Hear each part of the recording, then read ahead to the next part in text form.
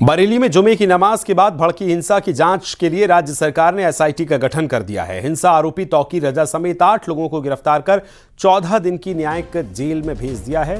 26 सितंबर को नमाज अदा होने के बाद आइला मोहम्मद को लेकर बड़ी तादाद में लोग इकट्ठा हुए और भीड़ ने पुलिस पर पथराव शुरू कर दिया। पुलिस का आरोप है कि बवाल के दौरान फायरिंग भी की गई। पथराव और फायरिंग में 17 पुलिसकर्मी घायल हुए। बरेली हिंसा पर सख्ती दिखाते हुए योगी सरकार ने एसआईटी का गठन किया है।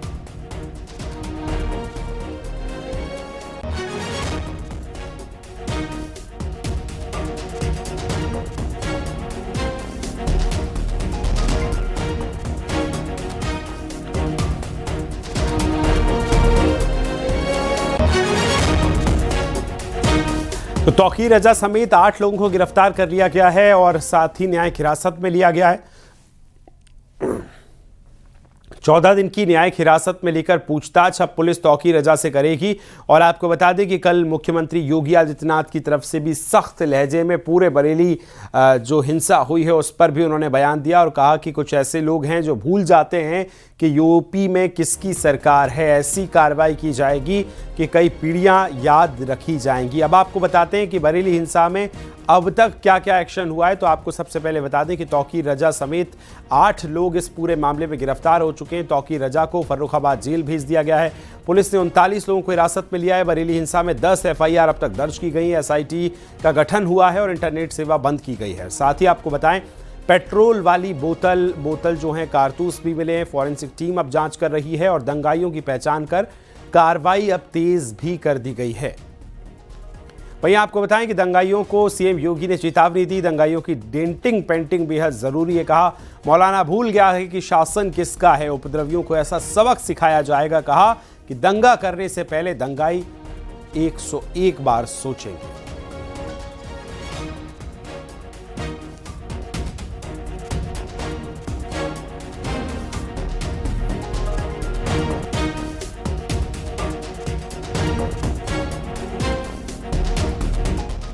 तो सीएम योगी ने बरेली बवाल पर बड़ा बयान दिया और कहा कि कुछ लोगों को शांति अच्छी नहीं लगती है। कोई त्योहार अच्छा आता है तो उनको गर्मी लगने लगती है। आस्था के नाम पर तोड़फोड़ मंजूर नहीं है। छोड़ेंगे नहीं अगर छेड़ा जाएगा तो, अगर छोड़ेंगे नहीं तो छूटोगे भी नहीं, ये भी उन्होंने कहा। सीएम योगी ने उपद्रवियों को चेतावनी दी और कहा कि कायरों की तरह बच्चों को आगे कर रहे हैं। याद रखना इसकी भारी कीमत चुकानी पड़ेगी।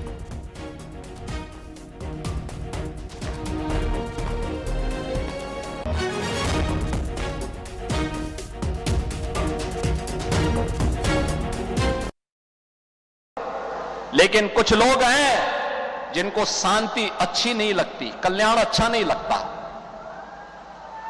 कल्याण अच्छा नहीं लगता। जब भी कोई हिंदू पर्व और त्योहार आता है उनको गर्मी आने लगती है और उनकी गर्मी को शांत करने के लिए हमें डेंटिंग पेंटिंग का सहारा लेना पड़ता है। बहनों और भाइयों, आपने देखा होगा महापुरुष किसी भी परंपरा में हो उनका सम्मान होना चाहिए। आस्था अंतःकरण का विषय है, प्रदर्शन का विषय नहीं हो सकता। जिसकी जो आस्था है अपनी आस्था के अनुसार अपने कार्यक्रमों को संपन्न करे, किसी को आपत्ति नहीं होगी। लेकिन आस्था के नाम पर तोड़फोड़ करोगे, आस्था के नाम पर आगजनी करोगे, आस्था के नाम पर राह चलते हुए नागरिकों पर हमला करोगे, बेटियों का जीना हराम करोगे और व्यापारियों के प्रतिष्ठानों पे आगजनी करोगे, पुलिस पर हमला करोगे, तो छेड़ोगे तो फिर छोड़ेंगे भी नहीं और एक बार छोड़ेंगे नहीं तो फिर छूटोगे भी कभी नहीं।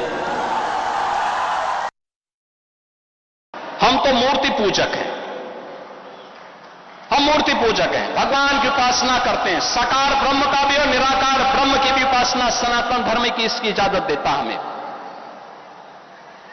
और इस्लाम का अनुयायी कहता है कि हम बुत परस्ती का विरोध करते हैं, उससे वे नफरत करते हैं। और दूसरी तरफ आई लव मोहम्मद कह करके अव्यवस्था और आगजनी तोड़फोड़ का सहारा ले रहे हैं।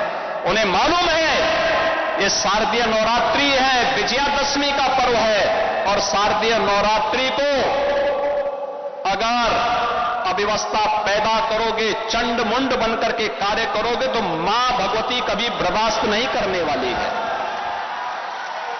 मां भगवती तो ऐसे चंड और मुंडों को रोकने का ही कार्य करती है। इसीलिए सभी सनातन धर्मावलंबी मां भगवती दुर्गा की पूजा इसीलिए करती है जिससे शक्ति अर्जित कर सके। आपका उपासना आपका विषय, अंतःकरण का विषय होना चाहिए, चौराहे पर प्रदर्शन करने का विषय नहीं होना चाहिए। और इसीलिए हम लोगों ने कहा कि धर्मस्थलों पर माइक बंद होने चाहिए। अपने परमिशंस में आप बजाइए, दूसरों का जीना हराम बंद करिए। अब इस पूरे बरेली बवाल के बाद आरोपी तौकीर रजा को फर्रुखाबाद से फतेहगढ़ जेल में शिफ्ट कर दिया है।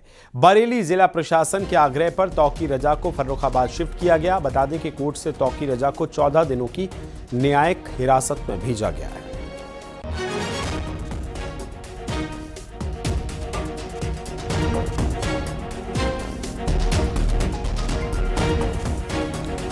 बरेली प्रशासन की तरफ से तौकीर रजा को शिफ्ट किया गया है और आपको बताएं फतेहगढ़ के जेल यहां पर शिफ्ट किया गया है और 14 दिन की न्यायिक हिरासत मिली है।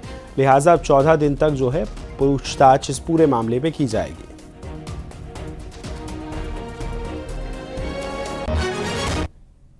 यूपी में बदमाशों का सफाया जारी है। यूपी पुलिस बदमाशों पर कहर बनकर टूट रही है। हरदोई, औरैया, मथुरा में पुलिस ने एक्शन दिखाई दे रहा है और हरदोई में 25,000 के इनामी बदमाश को पुलिस की मुठभेड़ उसके साथ हुई। पुलिस ने आरोपी के पास से तमंचा और बाइक बरामद कर ली है। औरैया में भी बदमाशों पर कार्रवाई की गई है। चेकिंग के दौरान शातिर बदमाश सुखानी गोली लगने से घायल हो गया है। हत्या के मामले में वो फरार चल रहा था। आरोपी युवक पर करीब 13 मुकदमे दर्ज हैं। तो वहीं मथुरा में भी पुलिस के ऑपरेशन लंगड़ा अभियान लगातार जारी है। पुलिस की गौ तस्करों के साथ मुठभेड़ हुई है। 2 बदमाश इसमें घायल हुए और आरोपी के पास से तमंचा, कारतूस, गौकशी के उपकरण भी बरामद कर लिए गए।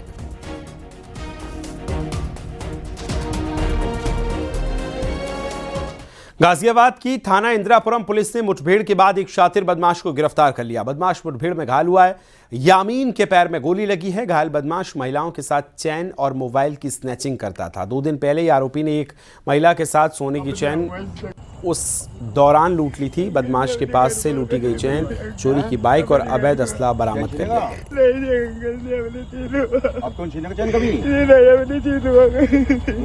अपने आप को पुलिस टीम से घिरता हुआ देखकर इसके द्वारा पुलिस टीम पर जान से मारने की नीयत से फायरिंग कर दी गई, जिसके क्रम में उपस्थित पुलिस टीम के द्वारा भी इसके ऊपर आत्मरक्षार्थ जवाबी फायरिंग की गई, जिसमें इसके पैर में गोली लगी है। इसे तत्काल ही हॉस्पिटल में भर्ती कराया गया है। पूछताछ के क्रम में इसने अपना नाम यामीन पुत्र मोबिन निवासी दिल्ली बताया है तथा इसके द्वारा बताया गया है कि ये गाजियाबाद तथा एनसीआर क्षेत्र में स्नैचिंग तथा लूटकाट की घटनाएं कारित किया करता है।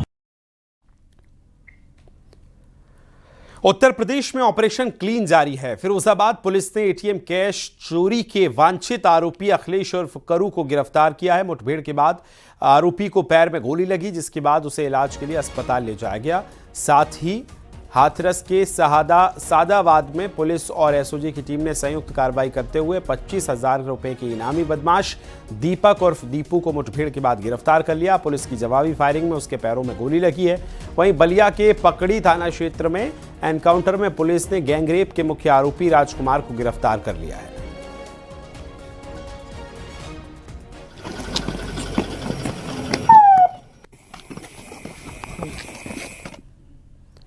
बुलंदशहर के जहांगीराबाद इलाके में महिला पुलिस और स्वाट टीम की एक शातिर चोर से मुठभेड़ हो गई।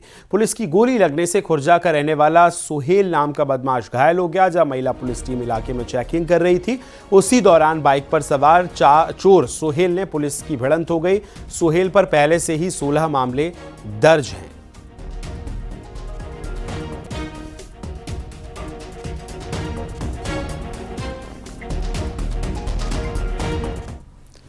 मथुरा के जैत थाना क्षेत्र में मिशन शक्ति टीम ने चोरी और लूट की घटना को अंजाम देने वाले एक शातिर बदमाश को मुठभेड़ के बाद गिरफ्तार कर लिया। इस मुठभेड़ में बदमाश राजेश को गोली लगी है और पुलिस ने बदमाश को अस्पताल में भर्ती कराया है। पुलिस टीम ने पकड़े गए बदमाश के कब्जे से तमंचा, कारतूस, लूटी हुई महिंद्रा मैक्स पिकअप गाड़ी भी बरामद कर ली है। स्पॉट हुई तो जैत की महिला मिशन शक्ति टीम उसके पीछे उसका पीछा करना शुरू किया और अभियुक्तों ने 3 अभियुक्त उसमें सवार थे, उनमें से एक अभियुक्त ने उनके ऊपर गोली चलाई। इसी क्रम में जवाबी फायरिंग मिशन शक्ति टीम द्वारा भी की गई। उन्होंने भी जवाब में फायरिंग की जिससे एक अभियुक्त के पैर में गोली लग गई। झांसी के सीपरी बाजार थाना क्षेत्र में पुलिस ने एनकाउंटर में 2 बदमाशों को गिरफ्तार किया। बदमाश अनिल के पैर में गोली लगी और दोनों बदमाश अरविंद यादव हत्या के मामले में फरार चल रहा था।